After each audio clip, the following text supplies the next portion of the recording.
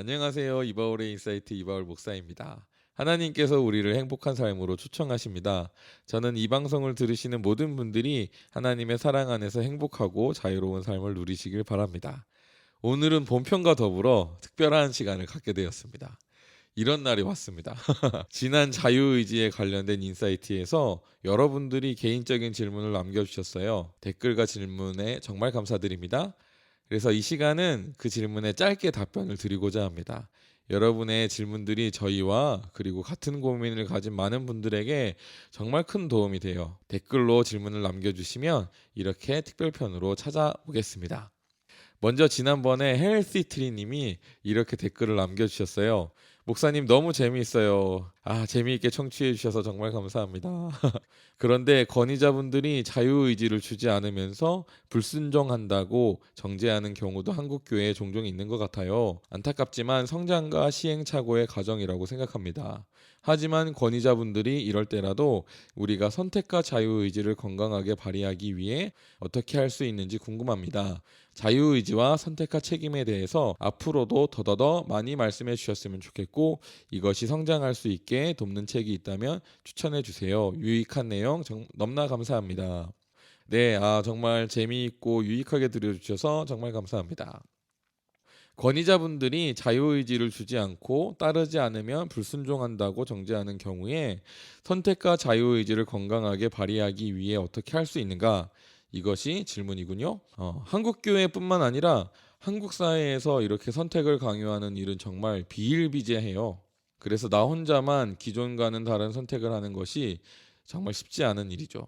특히 모두의 존중과 순종이 형성되어 있는 교회에서 목사님에게 그렇게 하는 것은 더 어려운 일입니다. 질문의 초점이 건강하게 자유의지를 발휘하는 것이잖아요. 핵심은 이것입니다. 부모나 영적 지도자와 의견이 다를지라도 우리는 공경을 유지하면서 우리의 생각을 말할 수 있다. 우리는 우리의 선택과 자유를 말하면서도 다툼과 분란 없이 우리의 선택과 자유를 나타낼 수 있어야 합니다. 선택과 자유에 있어서 가장 기초 중에 하나는 절대 넘어서지 못하도록 하는 경계선이 있어야 된다는 것입니다. 예를 들어서 성과 재산에 관한 문제는 우리가 절대 용인할 수 없습니다. 성과 재산에 대한 문제는 실제 법을 어기는 아주 심각한 범죄입니다. 범죄에 당하지 않도록 선택과 자유의 경계선을 잘 쳐야 합니다. 이것 외의 문제는 질문하신 대로 건강하게 선택과 자유의지를 발휘할 수 있어야 합니다. 앞에 얘기했던 성과 재산에 대한 경계선 외에도 각자 자신만의 경계선이 있어야 합니다. 그리고 그 경계선을 넘어선 부분들에 대해선 정중하게 거절할 수 있어야 합니다. 거절하는 것에 대해서 정죄감이 드는 일이 많은데 이건 권위주의적인 문화에서 입력된 잘못된 감정입니다. 우리의 선택과 자유는 하나님이 주신 천부적인 권리로 절대 그것을 빼앗겨서는 안 됩니다. 때로는 이러한 경계선을 나타낼 때 그것이 예의를 벗어나거나 감정적인 싸움이 되곤 합니다. 우리가 선택과 자유의지를 건강하게 발휘하기 위해선 예의를 다하고 상대방의 감정이 상할 것에 대해서 이해하고 배려할 수 있어야 합니다. 그리고 상대방의 감정적인 반응에도 평안과 기쁨을 유지하고 공경과 존경을 유지하고 있어야 합니다. 우리가 이렇게 할 때 상대방도 나의 선택과 자유를 존중하게 될 것입니다. 네, 구체적인 상황과 사정은 알 수 없지만 저의 이 대답이 도움이 되었으면 좋겠습니다. 두 번째 질문입니다. 진아님께서 질문을 해주셨어요. 하나님이 인도하신 교회라고 생각하지만 목사님의 설교가 말씀 중심이 아니고 매번 목사님이 약속을 어기시면 어떻게 해야 할까요? 하시면서 눈물 표시를 해주셨네요. 굉장히 힘드신 것 같아요. 먼저 하나님이 인도하셨다는 것에 대해서 우리가 생각을 좀 넓힐 필요가 있습니다. 우리가 하나님이 인도하셨다, 하나님이 응답하셨다, 하나님이 말씀하셨다고 하면 그 결과가 우리에게 굉장한 행복을 줄 것이라고 생각해요. 그런데 성경을 보면 꼭 그렇지 않습니다. 결국에는 우리가 행복해지겠지만 그 과정은 험난한 경우가 더 많습니다.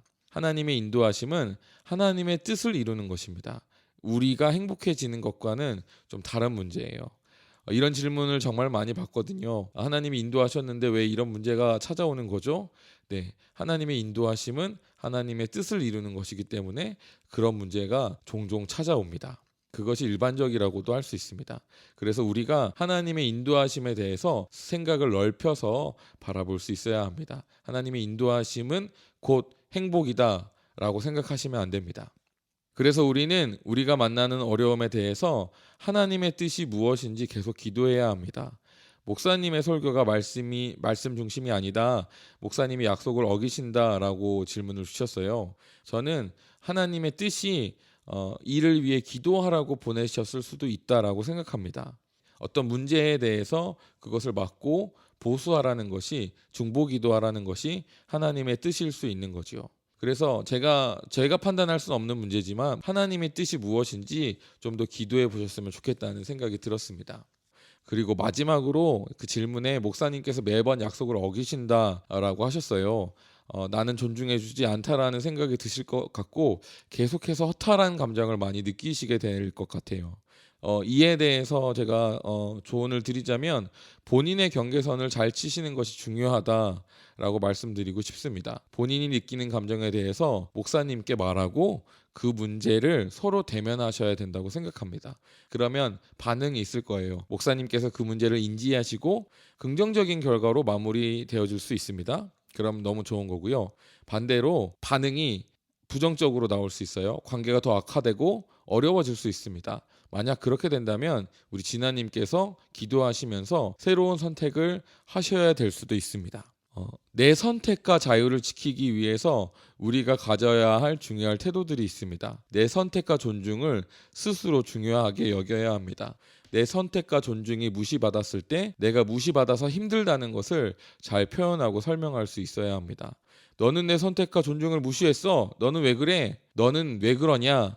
너는 이렇다. 너는 저렇다는 표현은 정죄의 표현입니다. 이런 형태로 표현하면은 그 마음 안에 있는 억울함과 분노가 공격적으로 표출되어서 이렇게 말하면은 모든 사람과 싸울 수밖에 없습니다. 그래서 이렇게 하시는 게 좋습니다. 나는 이런 상황에서 무시받았다고 느꼈어. 그래서 너무 마음이 힘들고 아팠어. 내가 느낀 감정을 솔직하게 표현하는 것이 건강하고 예의 있게 내 경계선을 표현하는 방법입니다.